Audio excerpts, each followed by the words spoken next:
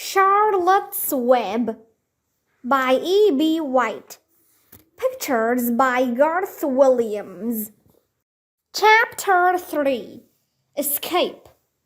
The barn was very large. It was very old. It smelled of hay and it smelled of manure. It smelled of the perspiration of tired horses and the wonderful sweet breath of patient cows. It often had a sort of peaceful smell, as though nothing bad could happen ever again in the world. It smelled of grain, and of harness dressing, and of axle grease, and of rubber boots, and of new rope. And whenever the cat was given a fish head to eat, the barn would smell of fish. But mostly it smelled of hay, for there was always hay in the great loft up overhead.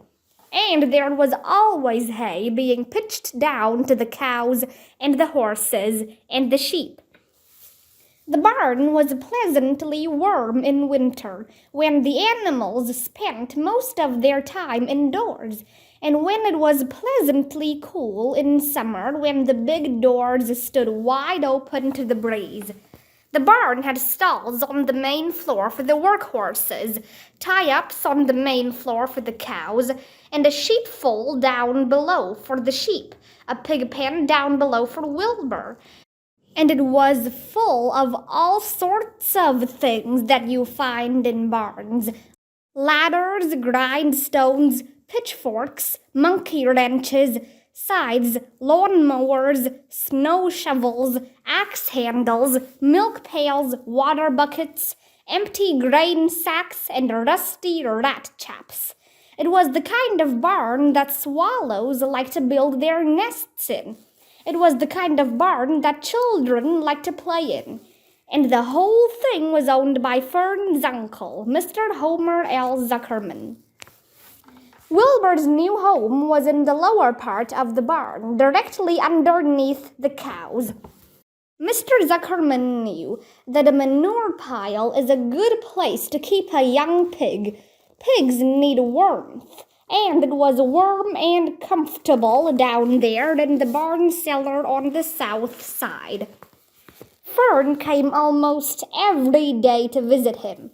She found an old milking stool that had been discarded, and she placed the stool in the sheepfold next to Wilbur's pen. Here she sat quietly during the long afternoons, thinking and listening and watching Wilbur. The sheep soon got to know her and trust her. So did the geese, who lived with the sheep. All the animals trusted her. She was so quiet and friendly. Mr. Zuckerman did not allow her to take Wilbur out, and he did not allow her to get into the pig pen. But he told Fern that she could sit on the stool and watch Wilbur as long as she wanted to. It made her happy just to be near the pig, and it made Wilbur happy to know that she was sitting there right outside his pen. But he never had any fun. No walks, no rides, no swims. One afternoon in June, when Wilbur was almost 2 months old, he wandered out into his small yard outside the barn. Fern had not arrived for her usual visit. Wilbur stood in the sun, feeling lonely and bored. "There's never anything to do around here," he thought. He walked slowly to his food trough and sniffed to see if anything had been overlooked at lunch. He found a small strip of potato skin and ate it. His back itched, so he leaned against the fence and rubbed against the boards. When he tired of this, he walked indoors, climbed to the top of the manure pile, and sat down. He didn't feel like going to sleep. He didn't feel like digging. He was tired of standing still, tired of lying down. "I'm less than 2 months old and I'm tired of living," he said. He walked out to the yard again. "When I'm out here," he said, "there's no place to go but in. When I'm indoors, there's no place to go but out in the yard." "That's where you're wrong, my friend," said a voice. Wilbur looked through the fence and saw the goose standing there. "You don't have to stay in that dirty little yard," said the goose, who talked rather fast.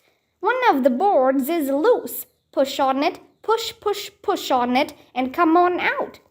"What?" said Wilbur. "Say it slower."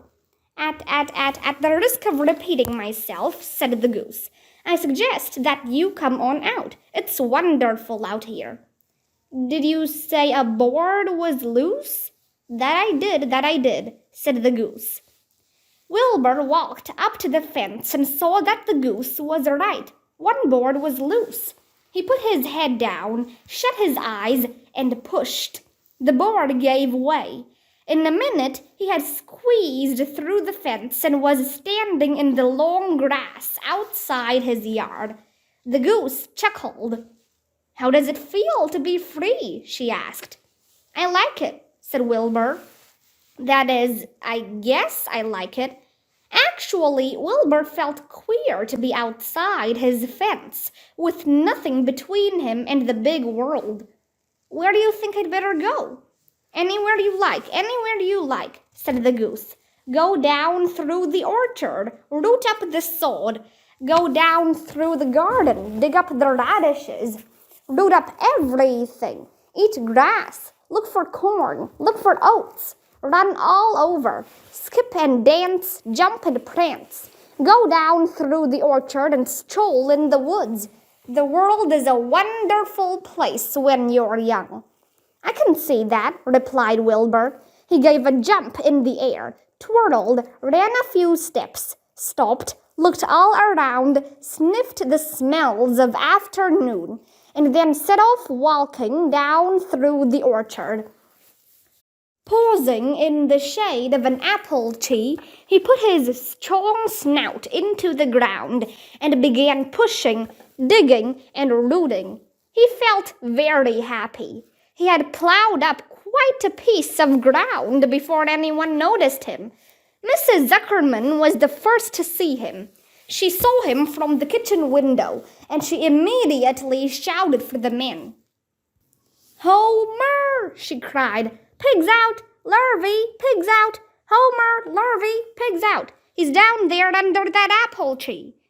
"Now the trouble starts," thought Wilbur. "Now I'll catch it."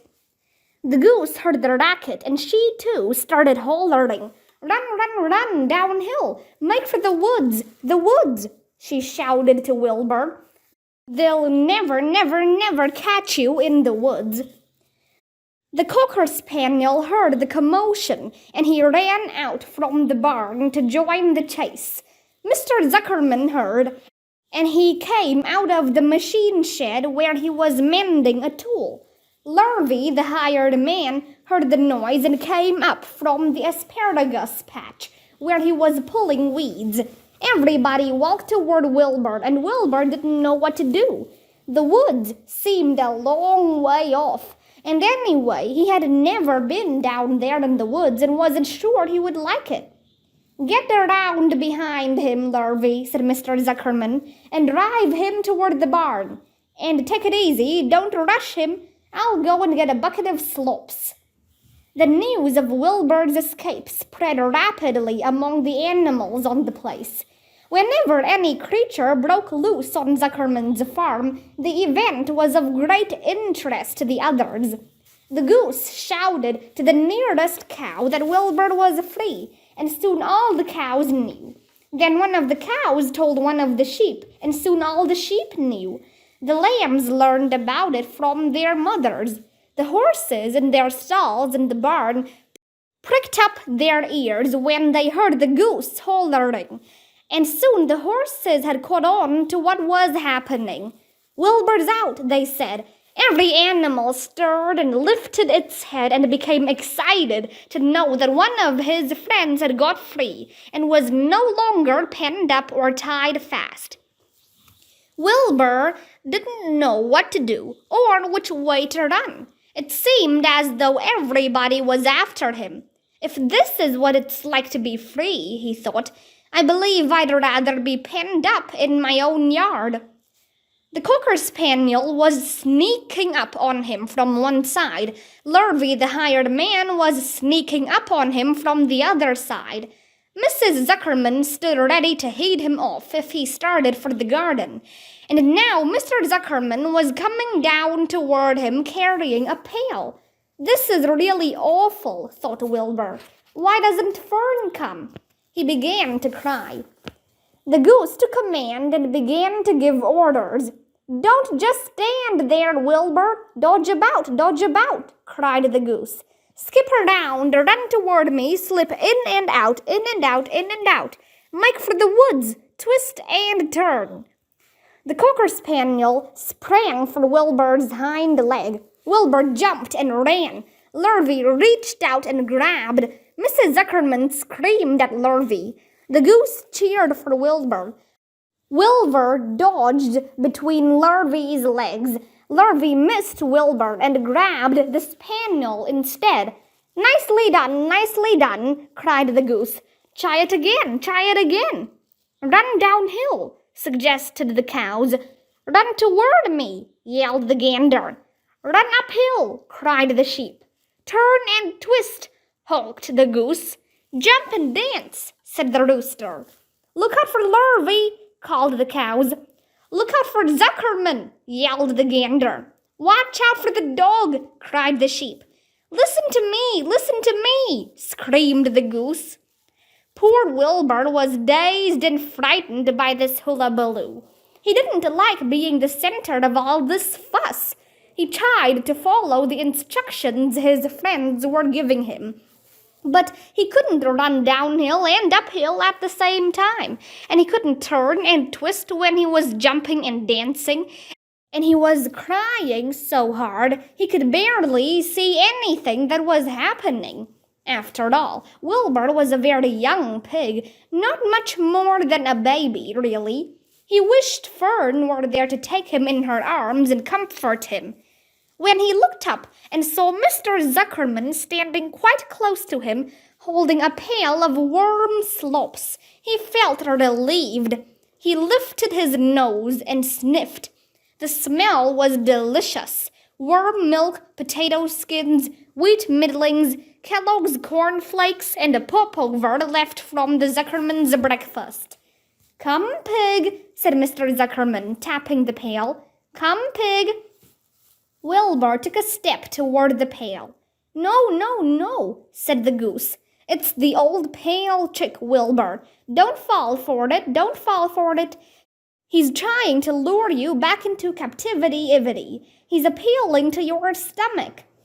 Wilbur didn't care. The food smelled appetizing. He took another step toward the pail. Pig, said Mr. Zuckerman in a kind voice, and began walking slowly toward the barnyard, looking all about him innocently, as if he didn't know that a little white pig was following along behind him. You'll be sorry, called the goose. Wilbur didn't care. He kept walking toward the pail of slops. You'll miss your freedom, honked the goose. An hour of freedom is worth a barrel of slops. Wilbur didn't care. When Mr. Zuckerman reached the pig pen, he climbed over the fence and poured the slops into the trough. Then he pulled the loose board away from the fence so that there was a wide hole for Wilbur to walk through. Reconsider, cried the goose. Wilbur paid no attention. He stepped through the fence into his yard. He walked to the trough and took a long drink of slops, sucking in the milk hungrily and chewing the popover. It was good to be home again. While Wilbur ate, Lurvy fetched a hammer and some 8-penny nails and nailed the board in place. Then he and Mr. Zuckerman leaned lazily on the fence, and Mr. Zuckerman scratched Wilbur's back with a stick. He's quite a pig, said Lurvy. Yes, he'll make a good pig, said Mr. Zuckerman. Wilbur heard the words of praise. He felt the warm milk inside his stomach, He felt the pleasant rubbing of the stick along his itchy back. He felt peaceful and happy and sleepy. This had been a tiring afternoon. It was still only about 4 o'clock, but Wilbur was ready for bed. I'm really too young to go out into the world alone, he thought as he lay down. Chapter 4. Loneliness. The next day was rainy and dark. Rain fell on the roof of the barn and dripped steadily from the eaves. Rain fell in the barnyard and ran in crooked courses down into the lane, where thistles and pigweed grew.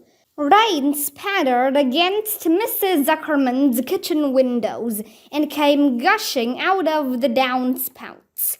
Rain fell on the backs of the sheep as they grazed in the meadow. When the sheep tired of standing in the rain, they walked slowly up the lane and into the fold. Rain upset Wilbur's plans. Wilbur had planned to go out this day and dig a new hole in his yard. He had other plans too. His plans for the day went something like this. Breakfast at 6:30. Skim milk, crusts, middlings, bits of doughnuts, wheat cakes with drops of maple syrup sticking to them, potato skins, leftover custard pudding with raisins, and bits of shredded wheat. Breakfast would be finished at 7. From 7 to 8, Wilbur planned to have a talk with Templeton, the rat that lived under his trough. Talking with Templeton was not the most interesting occupation in the world, but it was better than nothing. From 8 to 9, Wilbur planned to take a nap outdoors in the sun.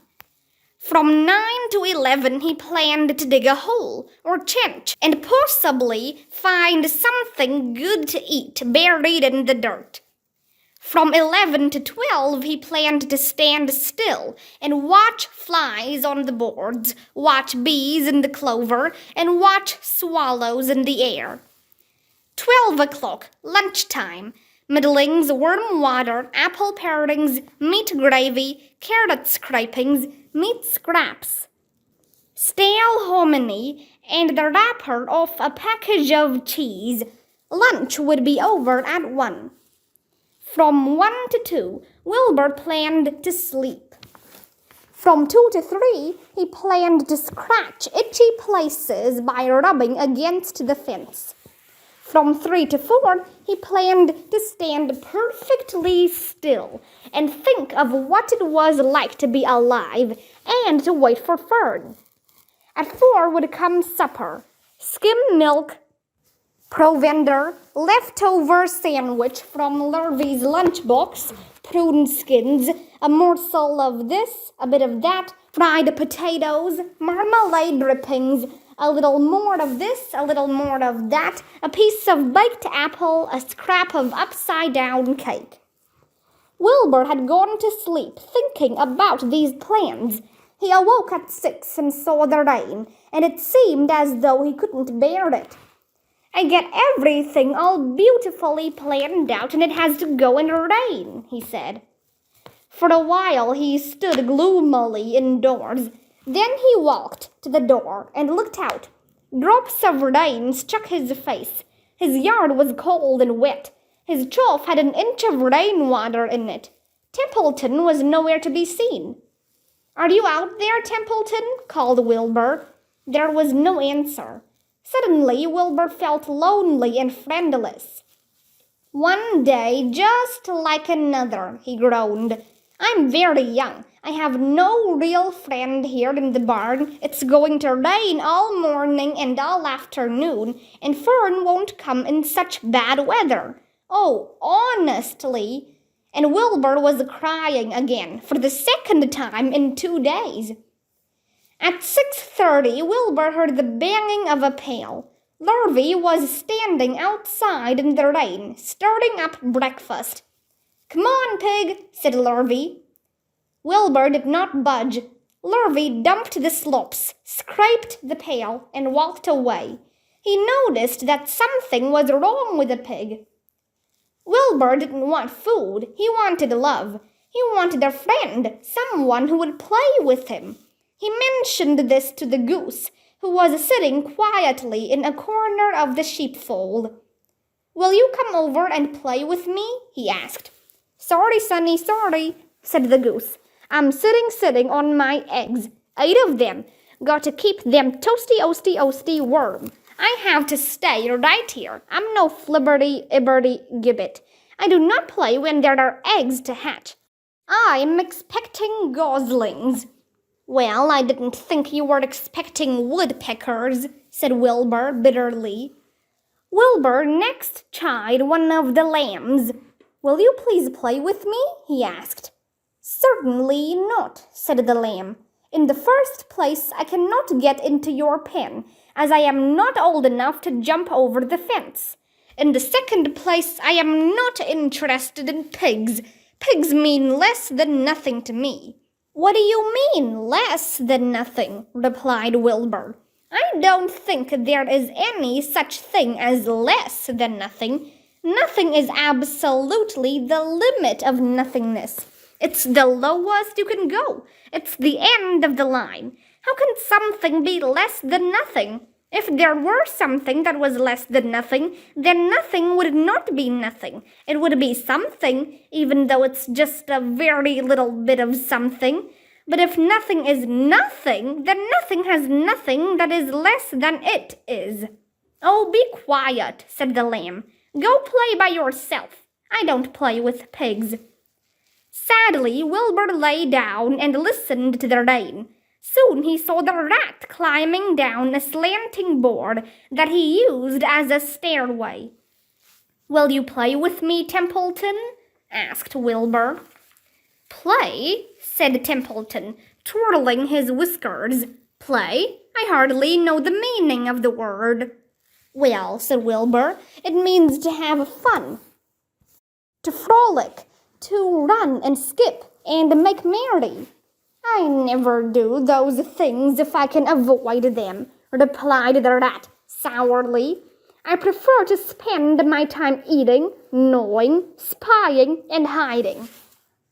I am a glutton, but not a merry-maker. Right now I am on my way to your trough to eat your breakfast, since you haven't got sense enough to eat it yourself."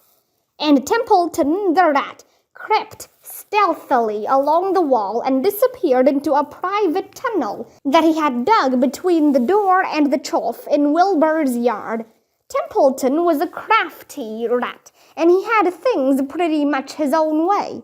The tunnel was an example of his skill and cunning. The tunnel enabled him to get from the barn to his hiding place under the pig trough without coming out into the open. He had tunnels and runways all over Mr. Zuckerman's farm, and could get from one place to another without being seen. Usually he slept during the daytime, and was abroad only after dark. Wilbur watched him disappear into his tunnel. In a moment he saw the rat's sharp nose poke out from underneath the wooden trough. Cautiously, Templeton pulled himself up over the edge of the trough. This was almost more than Wilbur could stand on this dreary, rainy day, to see his breakfast being eaten by somebody else. He knew Templeton was getting soaked out there in the pouring rain, but even that didn't comfort him. Friendless, dejected, and hungry, he threw himself down in the manure and sobbed. Late that afternoon, Lurvy went to Mr. Zuckerman. "I think there's something wrong with that pig of yours. He hasn't touched his food." "Give him 2 spoonfuls of sulphur and a little molasses," said Mr. Zuckerman. Wilbur couldn't believe what was happening to him when Lurvy caught him and forced the medicine down his throat. This was certainly the worst day of his life. He didn't know whether he could endure the awful loneliness anymore. Darkness settled over everything. Soon there were only shadows and the noise of the sheep chewing their cuds, and occasionally the rattle of a cow chain up overhead. You can imagine Wilbur's surprise when, out of the darkness, came a small voice he had never heard before. It sounded rather thin, but pleasant. "Do you want a friend, Wilbur?" it said. "I'll be a friend to you. I've watched you all day, and I like you." "But I can't see you," said Wilbur, jumping to his feet. "Where are you? And who are you?" "I'm right up here," said the voice. "Go to sleep. You'll see me in the morning."